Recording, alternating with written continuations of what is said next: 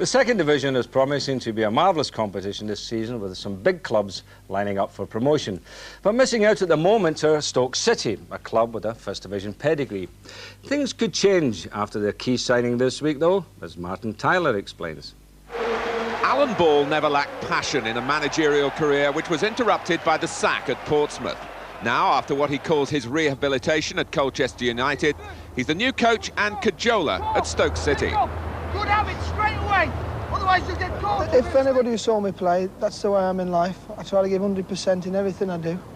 I expect players who work with you and under you to give you 100%.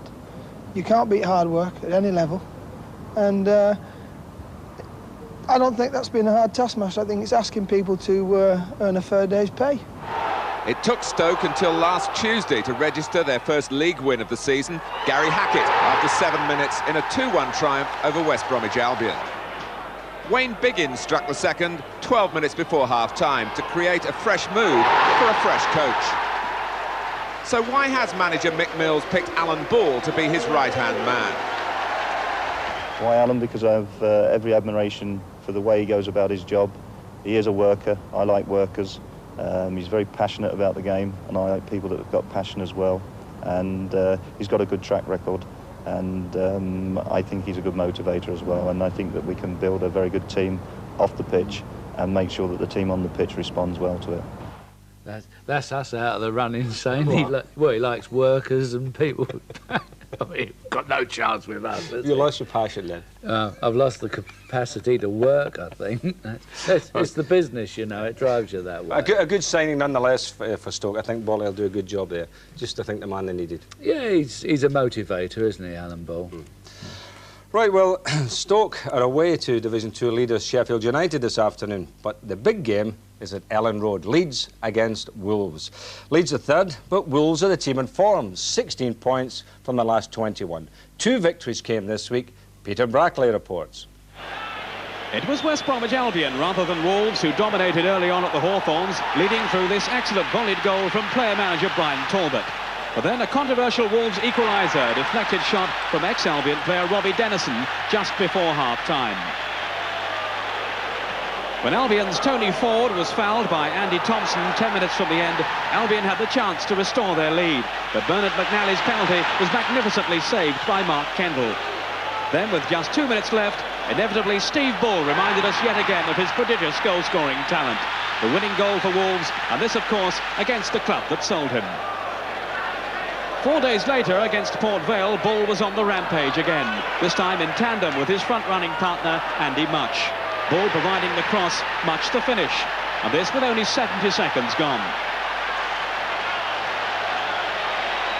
For a while, Port Vale threatened a recovery, but then with just over 10 minutes of the first half to go, Bull struck again to complete a sweeping move from Wolves. Bull's 10th goal of the season, setting them on course for a 2-0 win. Early days yet, but for Wolves in this mood, promotion from 4th division to 1st in consecutive seasons could yet be on. Well, they're quite a partnership, aren't they, Bull and Much, Jim? And, you know, when you look at Bull there and he scored goals at all the levels he's played, you know, Bobby Robson now, I think, has got to include him in his build-up games. Well, first of all, they are a good partnership, and it is said that if you've got to buy one, you've got to buy the other. I don't know, I'm not a manager, but certainly Steve Ball has got to be thrown into the England squad. I mean, we lack goals now. He's got to be in the England team. He's got to be given a chance. Well, I think if he's given a chance, at least we'll find out, can he play at that level? I mean, he may not be able to do that. I don't know, but he knows where the goal is, and there's a lot of England players playing at the moment that don't, and at least Steve Ball knows where that is. It's worth, you know, looking forward to that one. Right, in Scotland tomorrow, it's the final of the Skull Cup. And for the 3rd successive year, it's between Rangers and Aberdeen. For Ray Wilkins, it could be his last big game for Rangers. There are stories today that he's coming back to London. Well, will he be in the winner tomorrow, or will it be 3rd time lucky for Aberdeen? Delightful little ball forward. Here's Cameron on his left foot. Aberdeen's semi-final success over Celtic has given a major Scottish stage to a 26-year-old Liverpudlian who's still an unknown in England. Paul Mason was rejected by Everton and Tranmere before he was rediscovered in Holland, where he'd gone to look for manual work, just like the lads in the Auf Wiedersehen pet television series. Was he surprised that Aberdeen signed him from the Dutch club Groningen? I was very surprised because when I was growing up in Liverpool, Aberdeen were always a top club in Britain, and when he showed interest, I thought, hey, you know, the big stars there, I'm thinking I'm going to be playing with them, but it's worked out okay. Oh, well, he's an important to me in the respect this season with me not scoring. Most of the goals I've supplied this season have been for Paul. So, although sometimes I say that I need a striker to take the pressure off me, Paul's been able to do that in most of the games for us, especially early on. Charlie Nicholas hopes that the big occasion of the Skull Cup final will stimulate his scoring skills as it did in the equivalent English competition, the Littlewoods Cup in 1987. It was Charlie who caught out the favourites Liverpool in Arsenal's 2-1 success. But the Scouser in the Skull Cup final tomorrow is alongside him as Aberdeen look for a recipe to beat Rangers, which has been beyond them in the last 2 finals. The Nicholas Mason understanding is an important ingredient. I hope so. It's not just us two, though. I think it's the whole team. If we're playing as we can, we're not threatening nobody. Just hope that we get our game going on Sunday. After getting beat twice last 2 years, not nice. So it'd be good for the supporters if we can get a win against Rangers. Now, I believe you've also played with a certain Ian St John. Not Ian St John, the son, the younger one. I was playing with him when I was at Tranmere and in the amateur team. We had a good time together, a good laugh. What sort of player is young St John? Better than his father? Yeah, much better than his father, no problem. Yeah, that's a bit strong, Saint. I mean, he's got to be a better player than you. I mean, you're coming on to 64 now. I mean... 42. Oh, 42, sorry. 42. But I understand he's quicker than you, except when it comes to the bar, getting to the bar first. Now, listen, get back to this match tomorrow. This should be a cracking game, Jim. I shall be there working on the match. Oh, well, good. I'm glad you'll be there working on the match. I should be in England not being able to see it because they're not showing it. But never mind, we both want Aberdeen to win, don't we, Saint? And I can say that because I'm not going up there. Well, I have to be impartial, of course, working on a game as I am, Jim. Yes. I'll leave you with your little tip. Right, anyway, as I say, viewers in Scotland can see the action tomorrow. Skull Cup live in the afternoon at 2:30. There's also live football in the Granada and Central regions tomorrow. Manchester City against Aston Villa is a First Division special at 3 o'clock. And you can see various recorded football programmes in the Anglia, TVS and Yorkshire regions. Check details in the TV Times or newspaper. Well, next week, of course, the match is back this season with a new feature. This is a good one. You can send off for the official matchday programme and you can have it with you as you watch. Mind you, none of the players will be like what's in there. I know, there will be a different team in there. But anyway, it's Liverpool against Spurs next week. The details are in this week's TV Times on page 23. Right, after the soccer is over today, there's a big boxing date, the IBF World Title fight in Middlesbrough. Glenn McCrory, the local hero, defends his World Cruiserweight title against the South African Cesar Makhatini. Here's Jim Rosenthal. Well, it's not Madison Square Garden or Las Vegas, but make no mistake, there's a real world title buzz around the borough at the moment.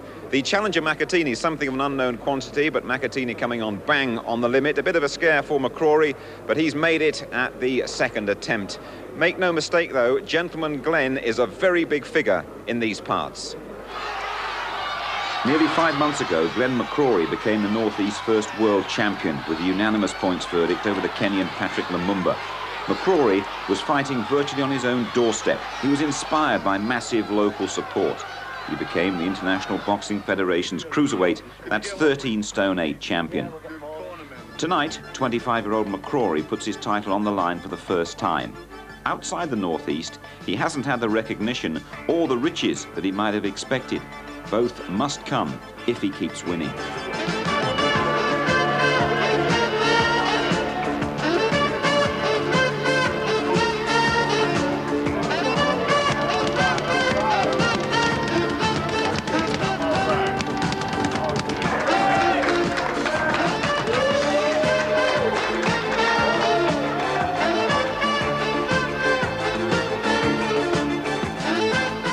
Meets the South African Zulu, Cesar Makhatini, in a circus tent outside Middlesbrough's Eston Sports Centre.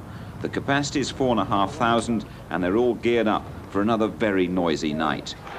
3 years ago, McCrory was close to quitting. He was an uninspired heavyweight, getting knocked over and heading for the scrappy. But I came through it was all a valuable lesson. As I say, I've been beat, been on the floor, and I've come back to prove that I can be the best in the world.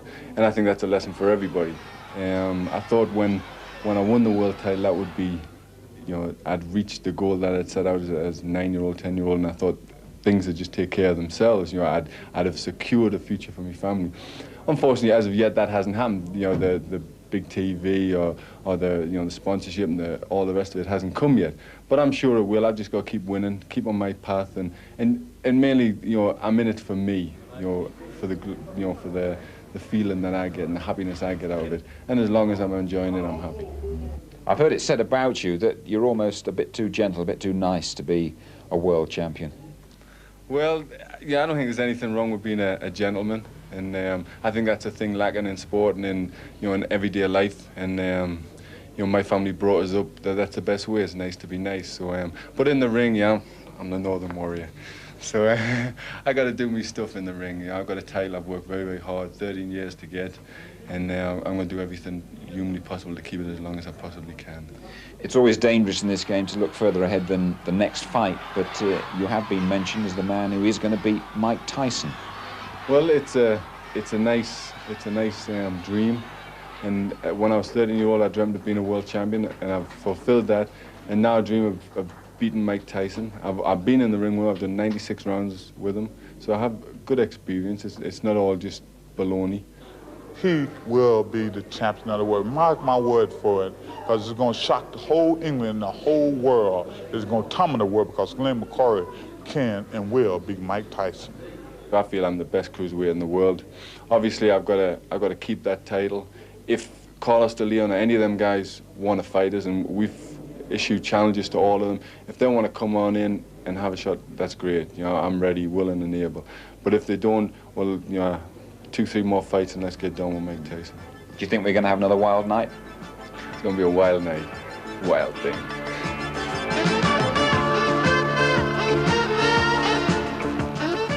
And you can see the action on ITV tonight in an international sports special at 10:20. McCrory versus McCartney and all the First Division goals of the day. Marvellous. I dreamed of fighting Mike Tyson once. I woke up with a terrible headache.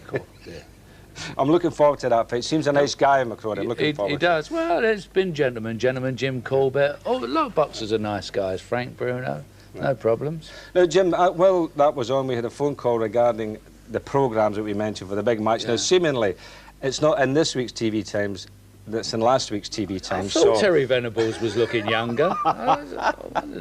OK, now listen, did you see the Queen's Park Rangers have signed triplets from Dublin? Have they? Yes. Irish triplets? Irish triplets. Really? One's 14, one's 15 and one's 16. Good luck to you, lads. The Farley brothers. Goes well. The Farley brothers. Good luck, lads. And good luck tonight, too, to the IBF World Championship fight, Glenn McCrory. Well, that's it for this week. Join us next Saturday for more football highlights. We'll see you then. Cheers.